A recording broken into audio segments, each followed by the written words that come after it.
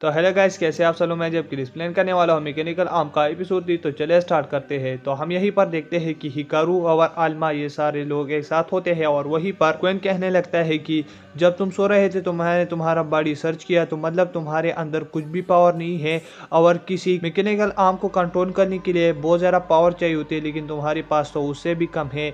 एक आप mechanical arm भी तुम कंट्रोल नहीं कर सकते और तुम इसके लायक ही नहीं हो। तो इसके बाद वहीं पर वो बहुत ज़्यादा हैरान हो जाता है और सेट हो जाता है।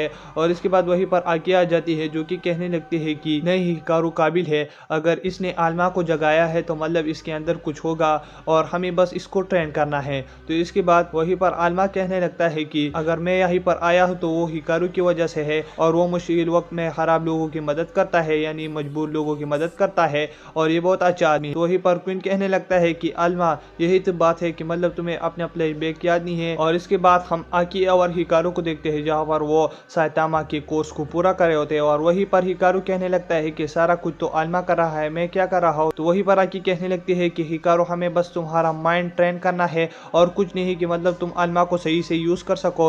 और इसके बाद वहीं पर आकी कहने लगती है कि कुछ तीव ने हमारे आर्म चुराए हैं, जैसे कि आदमी देख लो, इसके बॉडी से उसने आर्म निकाला है और अब पता नहीं कि किन दिनों में मरेगा, क्योंकि इसकी बॉडी जो है बहुत ज्यादा कमजोर हो चुकी है। आर्म्स का लीडर कहने लगता है कि जो कोई आर्म किसी इंसान के साथ जुड़ जाता है तो मतलब उसके अंदर बहुत ज़्यादा स्पेशल एबिलिटी आती है। तो मैं हिकारू तुम्हारी बात नहीं कर रहा, क्योंकि तुम्हारी बात अलग है और तुम में कुछ ही एबिलिटीज़ नहीं है।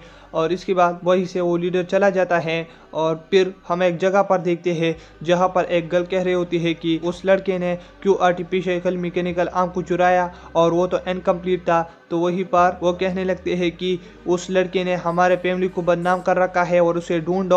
और उसकी ढूंढने के लिए वहीं पर व्हाइट रेवल आ जाते हैं और हम यहीं पर हिकारू और आकी को देखते हैं जहाँ पर हिकारू कहने लगता है कि तुम उस आर्टिफिशियल मैकेनिकल आर्म को ढूंढने के लिए यहीं पर आई हो आकी, लेकिन ये जगह बहुत खतरनाक है, हमें यहीं से जाना चाहिए। और इसके बाद वहीं पर हम कुछ आवाजें सुनते हैं कि वहीं पर व्हाइट रेवल होते हैं और वो भी आर्टिफिशियल मैकेनिकल आर्म को ढूंढने के लिए आए हुए होते हैं। और उसके सामने आकी आ जाती है और कहने लगती है कि क्या तुम उस आर्म को ढूंढ रहे हो। तो वहीं पर व्हाइट रेवल कहने लगते हैं कि तुम्हें मैकेनिकल आर्म के बारे में कैसे पता। और वो सारे फिर आकी पर हमला कर देते हैं, लेकिन आकी अपनी मैकेनिकल आर्म की मदद से उन सब लोगों को खत्म कर देता है। और वहीं पर हम देखते हैं कि हिकारू उस हमले की वजह से दूर चला जाता है।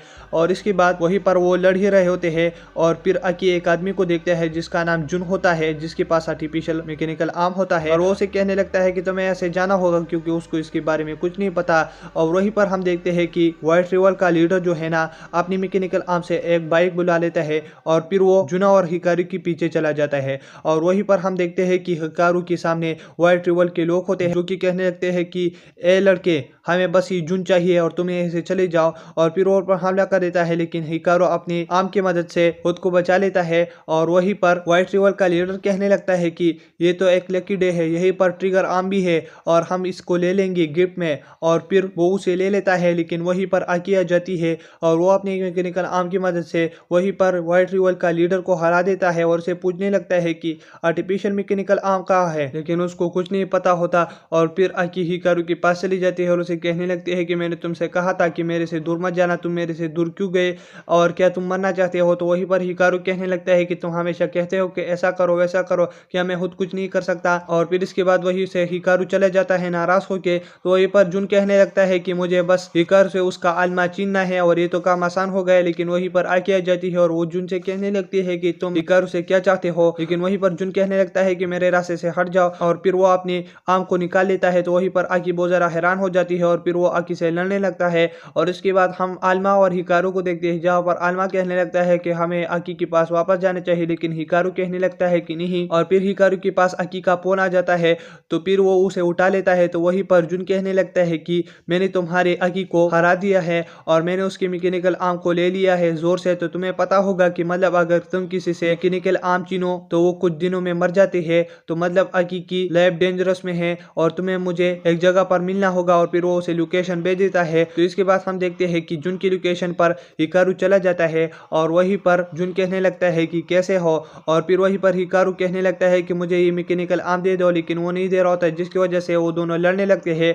और वहीं पर जुन उन पर हंस रहा होता है और फिर वो जुन पर हमला भी करने लगता है, लेकिन कुछ नहीं हो रहा होता। और फिर इसके बाद हिकारू उसको पंच दे देता है, जिसकी वजह से जुन बहुत ज्यादा गुस्सा हो जाता है और फिर वो अपनी चेन की मदद से उसके आसपास चेन बिछा देता है और उस पर हमला कर देता है, जिसकी वजह से उसको शॉट लगता है और फिर जुन उसको उस आलमा से छुड़ा देता है जुदा करके। और फिर जुन कहने लगता है कि ये आलमा अब मेरा है, लेकिन वहीं पर वो देखता है कि वो आलमा फिर से एक्टिवेट हो जाता है और वो जुन को धक्का दे देता है और फिर वो हिकारू के पास चल रहा होता है और वहीं पर हिकारू को भी खोचा जाता है और फिर वो आलमा के पास जा रहा होता है। और वहीं पर जुन बहुत ज्यादा हैरान होता है कि मतलब ये दोनों कैसे हिल रहे हैं। और इसके बाद वो दोनों जुड़ते हुए वहीं पर जुन पर हमला कर देता है बहुत जोर से, जिसकी वजह से वो बहुत ज्यादा खराब हो जाता है। और फिर जुन के पास टोडो आ जाता है, जो कि कहने लगता है कि मैं जुन को लेने के लिए आया हूँ, तुमसे लड़ने के लिए नहीं। और फिर इसके बाद वो हिकारू को आकी की आर्म दे देते हैं और फिर हम देखते हैं कि आलमा जिस कपड़े के साथ जुड़ा होता है वहीं पर हिकारू उसको सिला होता है, जिसकी वजह से आलमा को बहुत ज़्यादा तकलीफ हो रही होती है।